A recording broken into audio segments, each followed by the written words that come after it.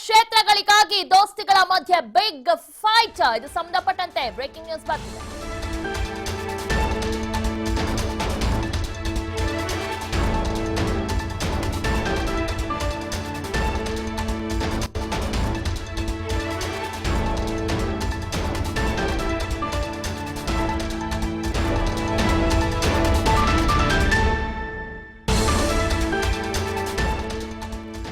ಲೋಕಸಭಾ ಕ್ಷೇತ್ರಗಳಿಗಾಗಿ ದೋಸ್ತಿಗಳ ಮಧ್ಯೆ big fight ನಡೆಯಲಿದೆ ಮುಂದಿನ ದಿನಗಳಲ್ಲಿ. ಕೇರಳದ ಕ್ಷೇತ್ರಗಳನ್ನ ಜೆಡಿಎಸ್ಗೆ ಬಿಟ್ಕೊಡುತ್ತಾ ಕಾಂಗ್ರೆಸ್ 10 ಕ್ಷೇತ್ರಗಳು ಜೆಡಿಎಸ್ ಪಾಲಿಗೆ ದಕ್ಕೋದು ನಿಶ್ಚಿತ ಅಂತ ಹೇಳಲಾಗ್ತಾ ಇದೆ. ಆದ್ರೆ ಜೆಡಿಎಸ್ ಕೇಳಿದ ಕ್ಷೇತ್ರಗಳನ್ನೇ ಬಿಟ್ಕೊಡುತ್ತಾ ಕಾಂಗ್ರೆಸ್ ಅಥವಾ ಬೇರೆ ಏನಾದ್ರು ಬದಲಾವಣೆ ಕ್ಷೇತ್ರಗಳನ್ನ ಮಾಡ್ತಾರ?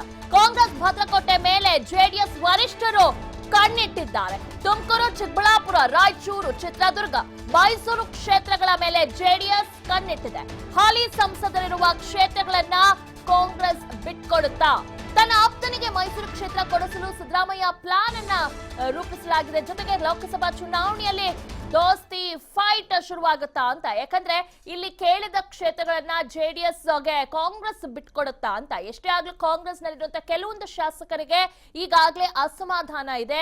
ನಾವ್ಯಾಕೆ ನಮ್ಮ ಕ್ಷೇತ್ರಗಳನ್ನ ಅವ್ರಿಗೆ ಬಿಟ್ಕೊಡ್ಬೇಕು, ಅವ್ರು ಹೇಳ್ದಂಗೆ ನಾವ್ಯಾಕೆ ಕೇಳ್ಬೇಕು ಅನ್ನೋದ್ರ ಬಗ್ಗೆ ಈಗಾಗಲೇ ಮೈತ್ರಿ ಸರ್ಕಾರದಲ್ಲಿ ಒಂದು ಅಸಮಾಧಾನ ಶುರುವಾಗಿದೆ. ಸೊ ಹೀಗಾಗಿ ಈ ಅಸಮಾಧಾನಗಳು ಲೋಕಸಭಾ ಚುನಾವಣೆ ತನಕ ಇದ್ದೇ ಇರುತ್ತೆ. ಯಾಕಂದ್ರೆ ಅವ್ರು ಕೇಳಿದಷ್ಟು ಕ್ಷೇತ್ರಗಳನ್ನ ಇವ್ರು ಬಿಟ್ಕೊಡ್ಬೇಕಾಗತ್ತೆ. ಅದಕ್ಕೆ ಇವ್ರೇನಾದ್ರೂ ಇಲ್ಲ ಅಂದ್ರೆ ಮತ್ತೊಮ್ಮೆ ಒಂದು ಅಸಮಾಧಾನ ಅಲ್ಲೇ ಮೂಡುತ್ತೆ. ಸೊ ಹೀಗಾಗಿ ಒಂದು ರೀತಿ ಮೈತ್ರಿ ಸರ್ಕಾರಕ್ಕೆ ದೊಡ್ಡ ಸಮಸ್ಯೆ ಇದೆ ಅಂತಾನೆ ಹೇಳ್ಬೋದು ಲೋಕಸಭಾ ಚುನಾವಣೆಯಲ್ಲಿ. ಹೀಗಾಗಿ ಕೆಲವೊಂದಷ್ಟು ಕ್ಯಾಂಡಿಡೇಟ್ಸ್ ಹೆಸರನ್ನ ಈಗಾಗಲೇ ಜೆಡಿಎಸ್ ಫೈನಲ್ ಮಾಡಿದೆ. ಈಗಾಗಲೇ ಪ್ರಜ್ವಲ್ ರೇವಣ್ಣ ಹಾಸನದಿಂದ ಸ್ಪರ್ಧೆ ಮಾಡುವ ವಿಚಾರವಾಗ್ಲಿ ಅಥವಾ ಮಂಡ್ಯದಿಂದ ನಿಖಿಲ್ ಕುಮಾರಸ್ವಾಮಿ ಏನಾದ್ರೂ ಸ್ಪರ್ಧೆ ಮಾಡುವಂತ ಸಾಧ್ಯತೆಗಳಿದ್ರೆ ಸೊ ಎಲ್ಲೋ ಒಂದ್ ಕಡೆ ಕಾಂಗ್ರೆಸ್ಗೆ ಇದು ಒಂದ್ ಸ್ವಲ್ಪ ಇರುಸು ಮುರುಸು ತರುತ್ತೆ. ಯಾಕಂದ್ರೆ ಅವ್ರಿಗೂ ಒಂದು ಕ್ಯಾಂಡಿಡೇಟ್ ಅನ್ನ ಫಿಕ್ಸ್ ಮಾಡ್ಬೇಕು ಅಂತ ಅವ್ರ ಮನಸ್ಸಲ್ಲಿ ಇದೆ ಮಂಡ್ಯದಲ್ಲಿ. ಸೊ ಹೀಗಾಗಿ ಒಂದ್ ರೀತಿ ಇಬ್ಬರ ನಡುವೆ ಕ್ಲಾಶಸ್ ಅಂತೂ ಆಗೋದಂತೂ ಖಂಡಿತ. ಓಕೆ, ಬಗ್ಗೆ ಹೆಚ್ಚಿನ ಮಾಹಿತಿಯನ್ನ ನೀಡ್ತಾರೆ ನಮ್ಮ ಪೊಲಿಟಿಕಲ್ ರಿಪೋರ್ಟರ್ ಕಿರಣ. ಎಲ್ಲೋ ಒಂದ್ ಕಡೆ ಲೋಕಸಭಾ ಚುನಾವಣೆ ಅಷ್ಟರಲ್ಲಿ ಈ ಟಿಕೆಟ್ ವಿಚಾರವಾಗಿ ಸಾಕಷ್ಟು ಸಮಸ್ಯೆ ಆಗುತ್ತೆ. ಯಾಕಂದ್ರೆ ಕಾಂಗ್ರೆಸ್ ಕೇಳುವಂತ ಕ್ಷೇತ್ರಗಳನ್ನ ಜೆಡಿಎಸ್ ಬಿಟ್ಕೊಡ್ಬೇಕು ಅಥವಾ ಜೆಡಿಎಸ್ ಕೇಳುವಂತ ಕ್ಷೇತ್ರಗಳು ಇವ್ರು ಬಿಟ್ಕೊಡ್ಬೇಕು. ಸೊ ಇಬ್ರಿಗೂ ಒಬ್ರಿಗೊಬ್ರು ಒಂದು ಹೊಂದಾಣಿಕೆ ಅನ್ನೋದು ಇಲ್ಲ. ಈಗಾಗಲೇ ನಾವು ಅದನ್ನ ನೋಡ್ತಾ ಇದೀವಿ ಪ್ರತಿನಿತ್ಯ ಕೂಡ. ಸೊ ಈಗ ಮುಂದಿನ ದಿನಗಳಲ್ಲಿ ಏನಾಗಬಹುದು ಇಲ್ಲಿ ಬೆಳವಣಿಗೆಗಳನ್ನು ನೋಡ್ತಾ ಇರೋ ಸಂದರ್ಭದಲ್ಲಿ?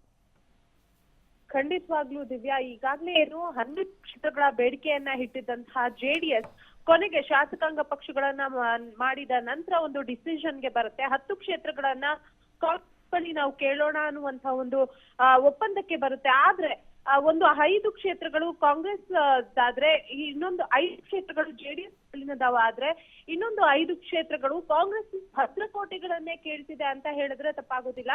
ಜೊತೆಗೆ ಅಲ್ಲಿ ಹಾಗೆ ಇರುವಂತಹ ಸಂಸದರು ಇನ್ನೂ ಇದ್ದಾರೆ, ಇನ್ನೂ ಸಹ ಚಟುವಟಿಕೆಗಳಲ್ಲಿ ರಾಜಕೀಯ ಚಟುವಟಿಕೆಗಳಲ್ಲಿ ನಿರತರಾಗಿದ್ದಾರೆ. ಇಂಥ ಒಂದು ಸಂದರ್ಭದಲ್ಲಿ ಅವ್ರಿರುವಂತಹ ಒಂದು ಕ್ಷೇತ್ರಗಳನ್ನ ಕೇಳಿದ್ರೆ ಎಷ್ಟು ಸರಿ ಎನ್ನುವಂತಹ ಒಂದಷ್ಟು ಪ್ರಶ್ನೆಗಳು ಉದ್ಭವ ಆಗುತ್ತೆ. ಜೊತೆಗೆ ಮತ್ತಷ್ಟು ಕಗ್ಗಂಟಾಗುವಂತಹ ಚಾನ್ಸಸ್ ಸಿಕ್ಕಾಬಟ್ಟೆ ಜಾಸ್ತಿ ಇದೆ ಅನ್ನುವಂತಹ ಒಂದು ಮಾಹಿತಿ ಲಭ್ಯವಾಗ್ತಾ ಇರುವಂತದ್ದು. ಯಾಕೆಂತ ಹೇಳಿದ್ರೆ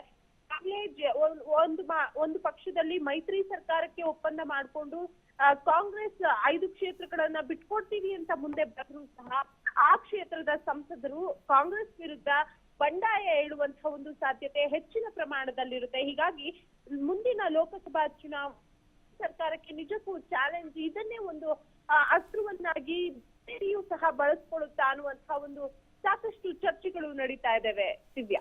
ಓಕೆ ಕಿರಣ, ಈಗ ಹಾಸನದ್ದು ಕನ್ಫರ್ಮ್ ಮಾಡಿದ್ದಾರೆ ದೇವೇಗೌಡರು. ಪ್ರಜ್ವಲ್ ರೇವಣ್ಣ ಈ ಬಾರಿ ಸ್ಪರ್ಧೆ ಮಾಡ್ತಾರೆ ಹಾಸನದಿಂದ ಲೋಕಸಭಾ ಚುನಾವಣೆಗೆ ಅಂತ.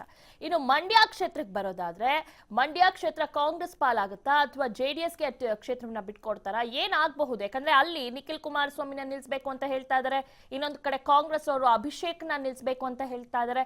ಸೊ ಹೀಗಾಗಿ ಎಲ್ಲೋ ಒಂದ್ ಕಡೆ ಅಲ್ಲೂ ಕೂಡ ಒಂದು ರೀತಿ ಟಫ್ ಫೈಟ್ ನಿರ್ಮಾಣವಾಗಿದೆ. ಏನಾಗಬಹುದು ಅಲ್ಲಿ? ಆ ಕ್ಷೇತ್ರದಲ್ಲಿ ಯಾರನ್ನ ಇಳಿಸಬಹುದು, ಯಾರು ಬಿಟ್ಕೊಡ್ಬಹುದು ಆ ಕ್ಷೇತ್ರವನ್ನ? ದಿವ್ಯಾ, ಈಗಾಗ್ಲೇ ಏನು ಯತೀಶ್ ಅವರು ನಮ್ಮನ್ನ ಅಗಲಿರುವಂತಹ ಒಂದು ಕಾರಣದಿಂದ ಆ ಕ್ಷೇತ್ರದಲ್ಲಿ ಕಾಂಗ್ರೆಸ್ ಹಿಂದೆ ಸರಿಯುತ್ತೆ ಅನ್ನುವಂತಹ ಒಂದು ಹೆಚ್ಚಿನದಾದಂತಹ ಮಾಹಿತಿ ಲಭ್ಯವಾಗ್ತಾ ಇರುವಂತದ್ದು.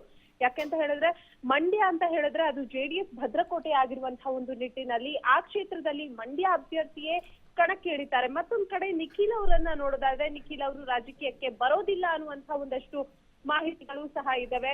ಆದ್ರೆ ಅಂದ್ರೆ ನಿಖಿಲ್ ಅವ್ರಿಗೆ ಈಗಲೇ ರಾಜಕೀಯ ಬೇಡ. ಯಾಕೆ ಅಂತ ಹೇಳಿದ್ರೆ ಈಗಾಗ್ಲೇ ಪಕ್ಷದಲ್ಲಿ ಅಂದ್ರೆ ಮುಖ್ಯವಾಗಿ JDS ಪಕ್ಷದಲ್ಲಿ ಹಳೆ ತಲೆಗಳಿಗೆ ಬೆಲೆಯನ್ನ ಕೊಡ್ತಿಲ್ಲ ಅನ್ನುವಂತ ಒಂದು ಅಷ್ಟು ಅಸಮಾಧಾನಗಳು ಇನ್ನು ಹೆಚ್ಚಿನ ಪ್ರಮಾಣದಲ್ಲಿ ಇಂಥ ಒಂದು ಸಂದರ್ಭದಲ್ಲಿ ಮತ್ತೆ ನಿಖಿಲ್ ಅವರನ್ನ ಕರ್ಕೊಂಡ್ಬಂದು ಮತ್ತೆ ರಾಜಕೀಯಕ್ಕೆ ಬಿಟ್ರೆ ಅವರು ಮತ್ತೆ ಕುಟುಂಬ ರಾಜಕಾರಣ ಅನ್ನುವಂತ ಒಂದು ಬ್ರ್ಯಾಂಡ್ ಏನಿದೆ ಅದು ಬಿಲ್ಡ್ ಆಗುವಂತ ಒಂದು ಸಾಧ್ಯತೆ ಇರುತ್ತೆ.